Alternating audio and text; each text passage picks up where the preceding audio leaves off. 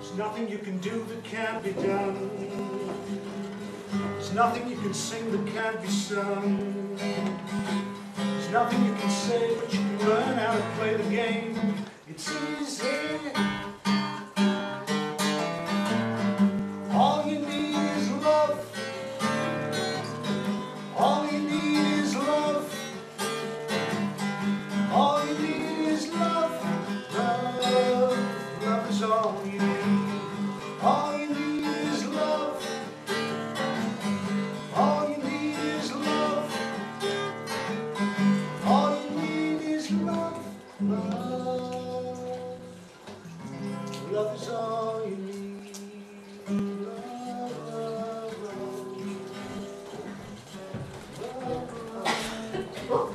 I learned in this letter that Don Pedro of Aragon comes this night to Messina. He's very near by this. He was not 3 leagues off when I left him. How many gentlemen have you lost in this action? But few of any sort, none of name. A victory is twice itself when the achiever brings back full numbers. I find here that Don Pedro has bestowed much honour on a young Florentine named Claudio. Much deserved on his part and equally remembered by Don Pedro.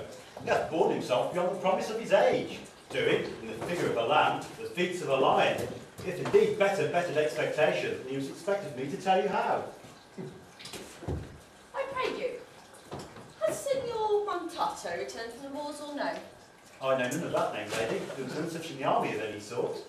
What is it that you ask for, niece? My cousin means Signor Benedict of Padua. He's returned as pleasant as ever he was. I pray, how many have you killed and eaten in these wars? How many have they killed? For indeed I promise to eat all his killing. Babe, niece, you tax Signor Benedict too much. But he will be made with you, I doubt it not. He has done good service, lady, in these wars. He's a very valiant trencherman. He has an excellent stomach. And a good soldier too, lady. And a good soldier to a lady. But what is he to a lord? A lord to a lord, a man to a man, stood for honourable virtues. It is so. He is no less than the stuffed man. Well, for the stuffing, we are all morsel. You must not, sir, mistake my niece. There is a kind of merry war betwixt Signor Benedict and her. They never meet, but there's a skirmish of wit between them. Alas, he gains nothing by that. In our last conflict, 4 of his 5 wits went halting off, and now is the whole man governed by 1. So that he have wit enough to keep himself warm, let him bear it for a difference between himself and his horse, which is all the wealth that he hath left to be known a reasonable creature. Who is his new companion? He hath every month a mutual brother. Is it possible? Very easily possible.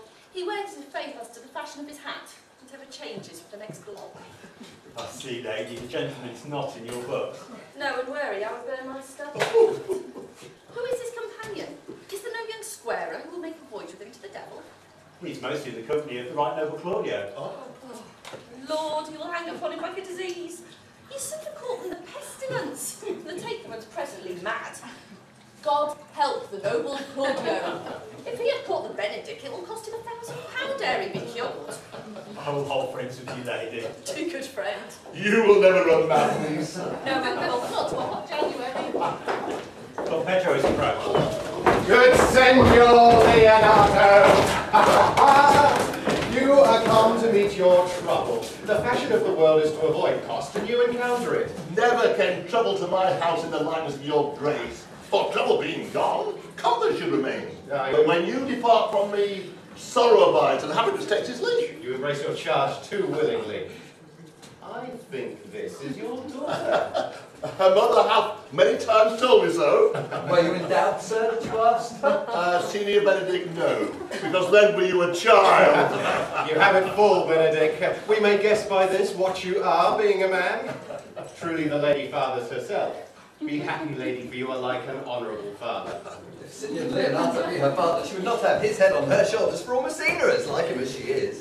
I wonder you are still talking, Senor Benedict. Nobody marks you. What's my dear Lady Disdain? Are you yet living? Is it possible Disdain should die when she has such meat food to feed her as Senor Benedict?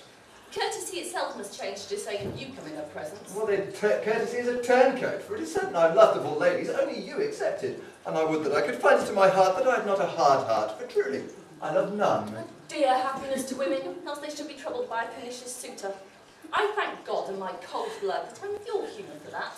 I would sooner hear my dog bark at a crow than a man swear he loves me. God, keep your ladyship still in that mind that some gentleman or other shall escape a predestinate scratched face. Scratching could not make it worse if it were such a face as yours. Well, you are a rare parrot, teacher. A bird of my tongue is better than a beast of yours. I would my horse have the speed of your tongue, and so good a continuer, but keep your way in God's name. I have done. You always end with a jade's trick.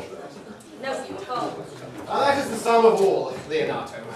Signor Claudio, Signor Benedict. My dear friend Leonato hath invited you all. I tell him we shall stay at the least a month, and he heartily prays that some occasion may detain us longer. I dare swear he is no hypocrite, but prays from his heart. If you swear, my lord, you shall not be forsworn. My lord, let me bid you welcome. Being reconciled with the prince, your brother, I owe you all duty. I thank you. I have not in many words, but I thank you. Please, your grace, lead on. Your hand, Leonato, and we shall go together.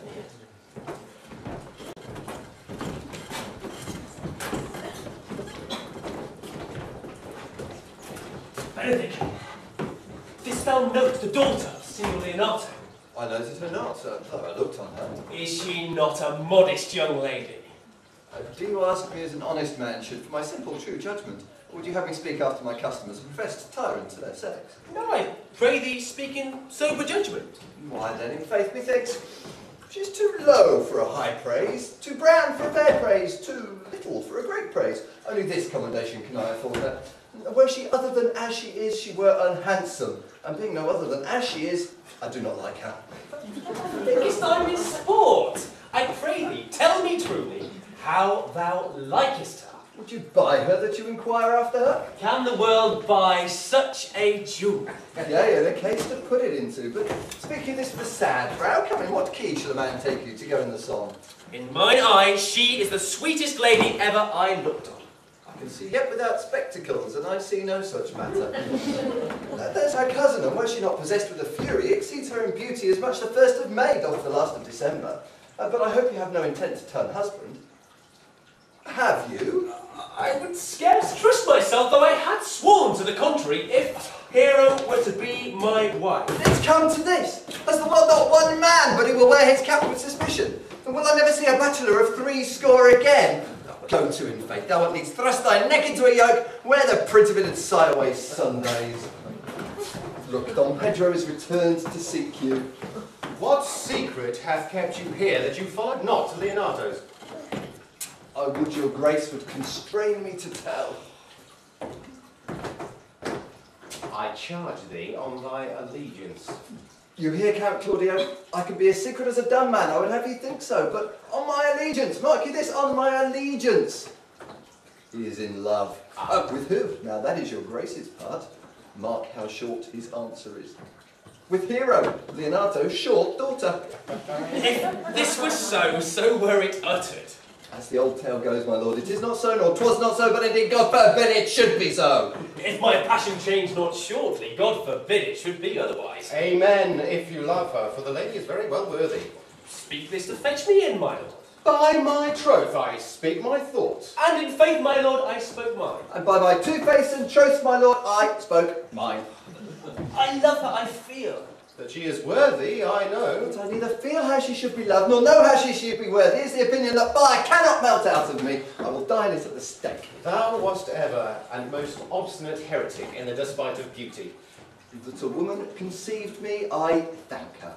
That she brought me up, I likewise give her most humble thanks. But I will have a retreat, or wind it in my forehead, or hang my bugle in an invisible baldric, all women shall pardon me. And because I will not do any the wrong to mistrust them, I will do myself the right to trust none. And the fine is, for which I may go the finer, I will live a bachelor. I will see thee, ere I die, look pale with love. With hunger, with sickness, or with anger, my lord, but never with love. I prove that ever I lose more blood with love than I will get again with drinking, pluck out my eyes with a ballad maker's pen, and hang me at the door of a brothel house for the sign of blind Cupid.